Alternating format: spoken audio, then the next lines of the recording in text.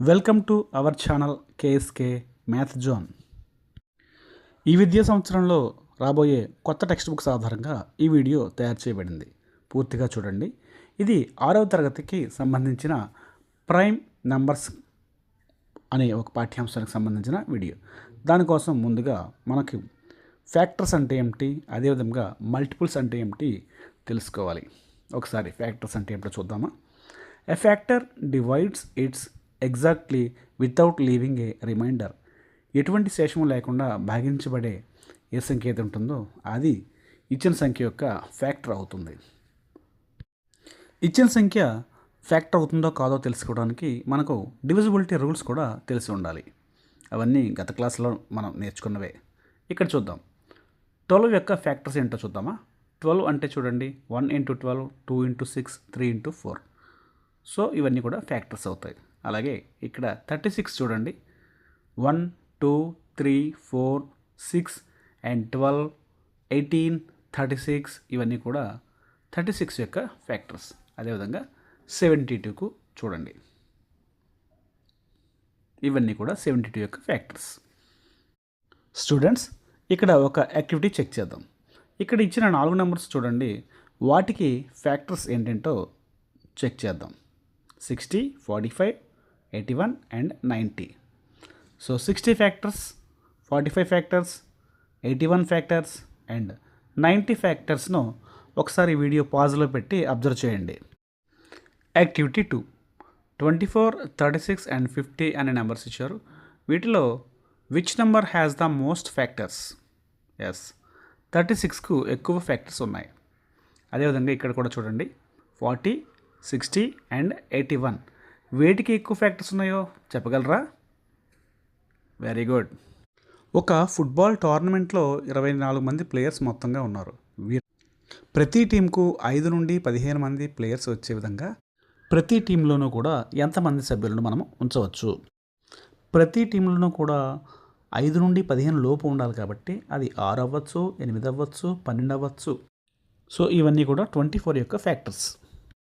Next, multiples.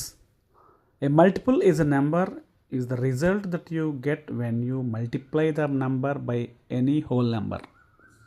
ఒక నెంబర్ను వేరొక నెంబర్తో మల్టిప్లికేషన్ చేస్తే వచ్చేవే మల్టిపుల్స్. ఇక్కడ 8 యొక్క మల్టిపుల్స్ గమనించండి, 8, 16, 24, 32 అండ్ సో ఆన్. అలాగే 12 యొక్క మల్టిపుల్స్ చూడండి, 12, 24, 36 ఇవన్నీ కూడా 12 టేబుల్లో వచ్చే నెంబర్స్. డియర్ ఫ్రెండ్స్, అర్థమవుతుంది కదా. నెక్స్ట్ చూడండి, ఇది 27 టేబుల్లో వచ్చే నెంబర్స్ అప్ టు 100, 27, 54 అండ్ 81.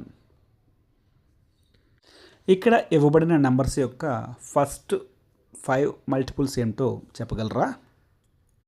అంటే ఇవి ఆ టేబుల్లో వచ్చే నెంబర్సే కదా. Very good. చూడండి, 5 టేబుల్, 8 టేబుల్, 17 టేబుల్ అండ్ 21 టేబుల్లో వచ్చే ఫస్ట్ 5 నెంబర్స్నే వాటి యొక్క మల్టిపుల్స్గా మనం తీసుకుంటాం. ఇక్కడ చూడండి, ఈ యాక్టివిటీలో ఫస్ట్ 6 యొక్క మల్టిపుల్ ఏంటి, అలాగే 14 యొక్క మల్టిపుల్ ఏంటి అక్కడ మీరు కామెంట్ బాక్స్లో పెట్టండి. అదేవిధంగా 3 యొక్క మల్టిపుల్ ఏదై ఉండొచ్చు, 4 యొక్క మల్టిపుల్ ఏదై ఉండొచ్చు. అంటే ఆ పక్కన ఇవ్వబడిన నెంబర్స్లో ఒకదాన్ని మనం చూజ్ చేసుకుందాం. ఇక్కడ ఈ అమ్మాయి ప్రతి 7వ రోజు కూడా గేమ్ ఆడటానికి ప్రాక్టీస్ చేయడానికి కోర్టుకి వెళ్తుంది. అయితే ఫస్ట్ 30 డేస్లో ఏ రోజులో వెళ్తుంది అంటే 7 టేబుల్లో వచ్చే నెంబర్స్ ఏంటేంటి అంటే 7th day, 14th day, 21st and 28th. These are the multiple days of 7.